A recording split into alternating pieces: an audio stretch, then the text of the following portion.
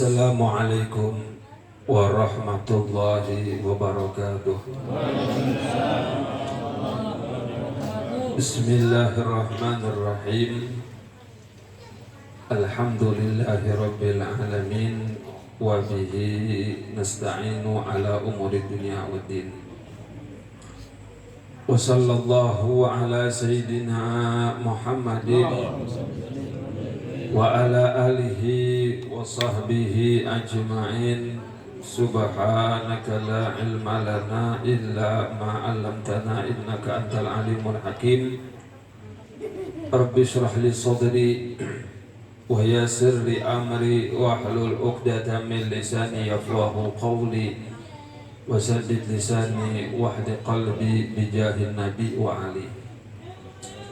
Yang terhormat Bapak Ridwan serta istri dan keluarga besarnya selaku Sohibul Bait, kita doakan mudah-mudahan senantiasa dirahmati oleh Allah Subhanahu wa Ta'ala, dan juga sang putri yang bernama Khalisah, kita doakan nih, mudah-mudahan ini putri, ini anak perempuan menjadi anak yang solehah, menjadi anak yang berbakti kepada kedua orang tuanya, menjadi anak yang bermanfaat di dini wa dunya wal akhirah. Dan juga yang terhormat Bapak Waluyo selaku orang tua dari Bapak Ridwan, kita doakan mudah-mudahan senantiasa dirahmati oleh Allah Subhanahu wa Ta'ala, dan juga para sesepuh, para ustadz, para kawan semuanya. Mudah-mudahan kita semua tanpa terkecuali kita senantiasa mendapatkan inayah dari Allah Subhanahu wa Ta'ala. Ma'asyiral muslimin rahimakumullah. Berhubung kita pada malam hari ini kita berbarengan dengan satu acara atau satu momen yang luar biasa, yaitu acara aqiqah atau acara syukuran. Bersyukur karena pada malam hari ini atau sebelum-sebelumnya ini saudara kita Abang Ridwan diberikan rezeki oleh Allah Subhanahu wa Ta'ala, diberikan karunia oleh Allah Subhanahu wa Ta'ala, yaitu berupa seorang putri. Karena anak ini merupakan murni urusannya Allah Subhanahu wa Ta'ala. Karena berapa banyak orang yang ingin mempunyai anak, tapi memang Allah belum takdirkan, memang Allah belum berkehendak, maka tidak bisa terjadi. Nah, makanya ketika kita diberikan oleh Allah Subhanahu wa Ta'ala seorang anak, entah itu anak laki, entah itu anak perempuan, maka wajib kita syukuri. Jangan pakai keluar ya perempuan, biasanya begitu ya. Ya emang wajar, kadang-kadang kita ini pengen banget punya anak yang namanya laki. Tapi siapa tahu Allah Subhanahu wa Ta'ala memberikan kita anak perempuan, ternyata itulah yang paling bermanfaat bagi kita. Ternyata itulah yang paling nanti membanggakan kita di hadapan Rasulullah SAW. Kita kan nggak tahu. Makanya apa aja deh yang Allah kasih, mau laki mau perempuan, wajib kita syukurin. Jangan dibeda-bedain. Jangan kalau dapat anak cewek ya kayak lemes begitu kan. Jangan. Cewek, laki, semuanya pemberian dari Allah Subhanahu wa Ta'ala. Dan kita nggak tahu dari mana nanti anak kita ini yang bakalan mendoakan kita, yang bakalan menuntun kita menuju surganya Allah Subhanahu wa Ta'ala. Makanya ketika anak ini rezeki, Ketika anak ini karunia dari Allah, ketika anak ini amanat dari Allah Subhanahu wa taala, maka ini amanat harus kita jaga baik-baik. Jadi amanat ini harus kita jaga, harus kita usahakan jangan sampai ini amanat ini kita telantarkan. Kita pengen nggak punya anak sukses, pinter, berbakti? Pengen nggak? Kayaknya yang depan dong yang pengen, yang belakang kayaknya nggak pengen nih. Yang belakang kayaknya nggak mau punya anak nih, maunya punya istri lagi kayaknya. Kalau kita pengen punya anak yang berbakti, kita pengen punya anak pinter, pengen punya anak berkah, maka kita sebagai orang tua jangan cuek-cuek aja sama anak. Kita sebagai orang tua jangan cuek-cuek aja. Artinya apa? Kita nggak perhatiin anak kita urusan agamanya. Orang pengen anaknya pinter, anaknya berbakti, tapi anaknya umur 7 tahun nggak disuruh sholat. Ada nggak di sini? Insya Allah nggak ada di sini mah. Di kampung sono mah ada. Umur 10 tahun kagak disuruh sembahyang. Umur 15 tahun nggak dikenalkan mana yang halal, mana yang haram. Nah, bagaimana si anak ini mau jadi anak yang benar? Bagaimana si anak ini pengen menjadi anak yang berbakti kepada kedua orang tuanya kalau dari kecil si anak ini nggak pernah diajarkan ajaran-ajaran agama? Jadi kalau kita pengen anak kita sukses, berhasil, ngedoain kita nanti nih di hari akhir, ketika kita masuk dalam kubur, maka dari sekarang nih kita ajarin anak kita dari kecil, kita ajarkan mengaji. Dari kecil kita kenalkan orang-orang soleh. Dari kecil kita suruh nih anak sholat, sembahyang. Kita kenalkan mana yang halal, mana yang haram. Nah maka si anak nanti tumbuh besar, ini anak bakalan menjadi anak yang benar, menjadi anak yang berbakti. Ya meskipun nanti kita nggak tahu namanya perjalanan manusia. Kadang-kadang si anak udah sekolah STM mungkin, udah sekolah STM berubah keadaannya tuh, jadi bocah yang bangor, nakal banget, susah banget dengan orang tuanya. Tapi nanti suatu saat si anak ini dia punya kenangan sama orang tua di masa kecil, kenangan-kenangan yang indah, nanti dia bakalan cepat kembali kepada Allah. Iya ya, lagi sadar nih, dulu kayaknya gue pernah tuh diajak sama bapak gue ke masjid. Ingat dia, dulu gue kayaknya inget tuh ketika kecil diajak sama orang tua gue ziarah keluar Batang ke Habib Husin Ali terus ziarah ke Empang Bogor. Akhirnya memori indah dia kembali lagi tuh. Nah maka itulah yang bisa membawa si anak ini kembali kepada Allah. Tapi kalau si anak dari kecil kagak ada memori yang indah, memori agama, ya susah si anak nanti kalau lagi ngelamun pikirannya dulu dikebukin bapak gua mulu. Dulu gua pernah disambit sama macam-macam pikirannya.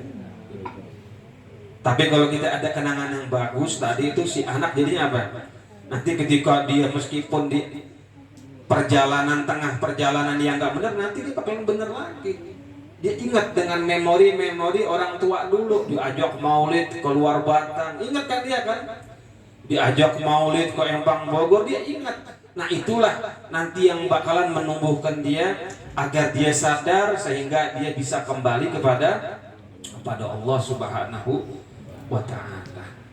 Jadi anak ini kalau ingin bagus, ingin berbakti, maka dari sekarang nih kita ajarkan anak-anak kita didikan agama. Makanya kalau kita meninggal nih, setelah kita panjang umur insya Allah semuanya ma'al afiyah tamah, itu kalau kita meninggal tetangga kita ingat cuma nyampe 100 hari. Tetangga, orang lain ingat cuma setahun sekali doang kalau ada acara haul. Tapi kalau kita punya anak yang soleh atau anak yang soleha, Itu anak itu bukannya 3 hari, 7 hari, 40 hari, 100 hari, 1000 hari, setiap saat dia ingat sama kita. Setiap saat dia bakalan ingat sama orang tuanya. Ketika dia ingat, anak bakalan mendoakan orang tuanya. Cukup si anak doa setelah sholat, Rabbighfirli wali walidayya. Ya Allah, berikanlah ampunan kepada kedua orang tuaku. Masa sih si anak doa 5 tahun kayak gitu, orang tuanya nggak diampunin dosanya? Diampunin nggak? Diampunin.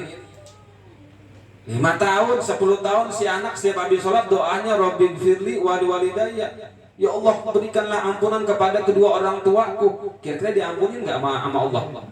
Diampunin. Mungkin setahun belum diampunin sama Allah.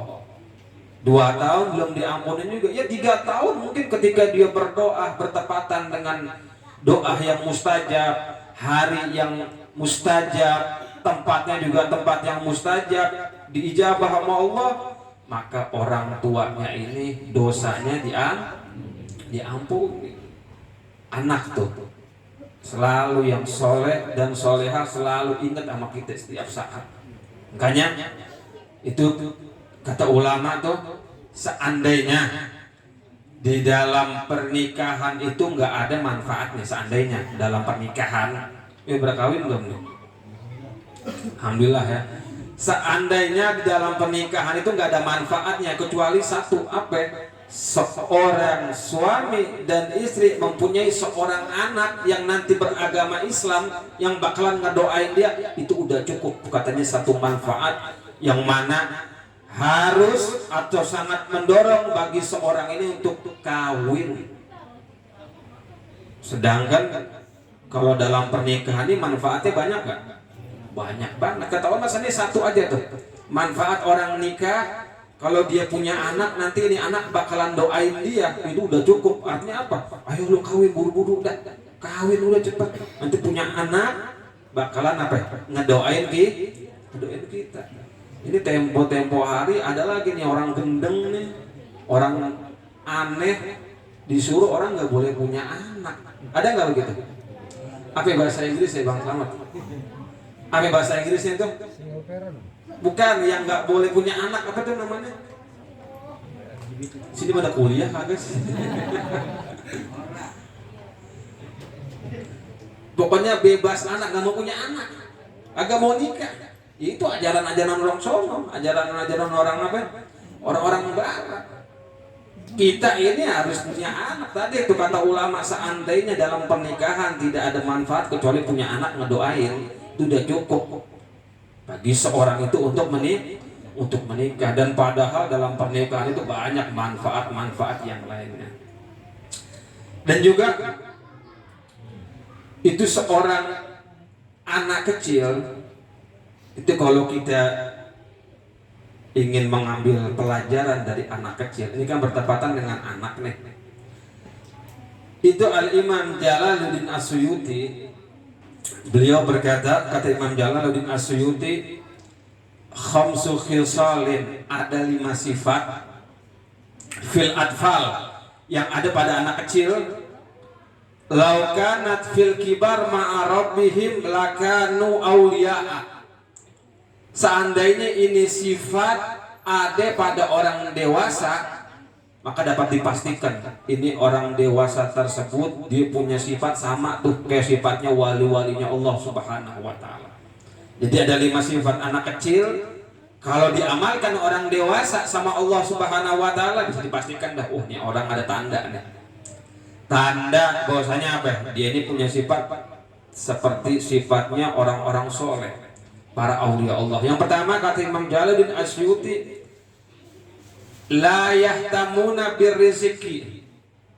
Itu anak kecil, mereka itu nggak pernah namanya disumpahkan dengan urusan rezeki, betul nggak? Ada anak kecil ngomong sama anak kecil, aduh gua pusing nih, besok gua mau makan apa ya? Nggak pernah. Ada nggak anak kecil begitu? Yang ada anak kecil paling main itu mulu tuh, main game mulu, sama pinggir jalan tuh, ngerekam Om Telolet tuh kan. Nggak ada anak kecil, aduh gue pusing nih besok mau makan apa ya, aduh gue pusing nih besok nih beras gimana? Nggak ada. Nah tapi sifat ini kalau ada pada orang dewasa artinya mereka itu tidak disedihkan dengan urusan rezeki. Artinya bukan nggak mau mencari rezeki, bukan. Tetap dia mencari rezeki ikhtiar. Cuman dia tidak disusahkan, tidak dibikin sumpek kalau seandainya dia tidak mendapatkan apa yang diangan-angankan. Jadi nggak pernah namanya disumpahkan nama rezeki. Atau bisa juga ketika dia mendapatkan rezeki, dia kagak sulit untuk mengeluarkan rezeki lagi. Dapat rezeki banyak, hasil jobnya bagus. Nah dia tuh nggak disumpahkan untuk mengeluarkan harta. Ini kan orang kalau ngeluarin duit kan susah nih, betul nggak? Orang kadang-kadang lebih milih ngeluarin nyawa daripada ngeluarin duitnya. Sakingan apa itu? Sakingan mahal itu duit itu. Artinya ketika dia dapat rezeki, dia nggak susah gitu, artinya nggak sulit, nggak sedih. Ketika duitnya ini apa? Disedekahkan untuk orang-orang yang pantas. Itu sifat anak kecil yang pertama. Kalau ada pada orang dewasa bisa dikatakan dia ini mempunyai sifat seperti sifatnya wali Allah. Yang kedua, la yashkunallaha idza maradu. Itu anak kecil nggak pernah ngeluh sama Allah kalau sakit. Anak kecil tuh. Pernah lihat anak kecil lagi demam, ya Allah, ngapa sih saya mulu yang sakit ya Allah? Ada nggak anak kecil gitu? Nggak ada. Paling anak kecil demam ya demam aja. Paling emaknya doang ngamuk. Nah makan es mulu sih loh. Makan es lagi. Nggak ada. Anak kecil itu yang ketika sakit diberi cobaan dia ngeluh sama Allah, nggak ada. Nah sifat ini kalau ada pada orang dewasa, ketika kita mendapatkan sakit, mendapatkan cobaan, mendapatkan musibah, kita nggak ngeluh sama Allah. Nah, itu berarti tanda bahwasanya kita mempunyai sifat sama seperti sifatnya kekasih Allah. Dikasih sakit, alhamdulillah. Dikasih cobaan, alhamdulillah. Karena orang mukmin ini semuanya enak. Orang mukmin kata Nabi semuanya itu enak. Dia ngerjain ibadah dapat pahala. Dia kena musibah dapat pahala. Kita ini jalan keluar ke rumah, kena ketusuk paku kaki kita, itu mendapatkan pahala kita. Kalau kita sabar. Atau kalau seandainya kita banyak dosa, itu sebagai menggugurkan dosa kita. Jalan keluar kena paku, kena duri, kena apa aja musibah, selama kita sabar, itu kita mendapatkan pahala. Kalau seandainya kita banyak dosa, maka itulah yang bakalan menggugurkan dosa-dosa kita. Yang ketiga, sifat anak kecil itu wa yaquluna qa'am mujtami'in. Tuh anak kecil, katanya sifat anak kecil nih kalau makan tuh dimana bareng-bareng, betul nggak? Anak kecil kalau makan tuh dimana bareng-bareng, nafsu dia kalau bareng-bareng. Nah sifat ini kalau ada orang dewasa, artinya kalau makan temennya bareng-bareng, artinya dia nggak pernah yang namanya egois, mementingkan diri sendiri. Dia mementingkan juga orang lain, mementingkan juga istrinya, mementingkan juga anaknya. Artinya dia tuh senangnya tuh dia pengen senang, orang juga senang. Nah maka itu punya sifat seperti sifat wali Allah. Yang keempat, idza khafu jarat uyunuhum bidumu. Jadi anak kecil ini kalau dia sedih, kalau dia takut, anak kecil kalau dia lagi takut pasti matanya tuh keluar air mata. Coba anak kecil lah kalau lagi takut sama setan, nangis dia, mati lampu nangis, nangis lagi takut. Artinya kalau lagi takut matanya keluar air mata. Nah ini sifat anak kecil. Kalau seperti ini ada pada orang dewasa, kita orang nih ketika kita takut sama Allah, kita takutkan sama Allah semuanya. Takut kita, takut azab Allah. Nah ketika kita takut, kita baca istighfar, astagfirullahaladzim, taubat ya Allah, astagfirullah, taubat, sambil menangis, sambil keluar air mata, sambil sedih. Nah itu baru yang bagus. Kemudian yang terakhir, sifat anak kecil yang ada kalau bagus pada orang dewasa ialah idza kalau mereka ini berantem, Soalnya mereka ini bertengkar.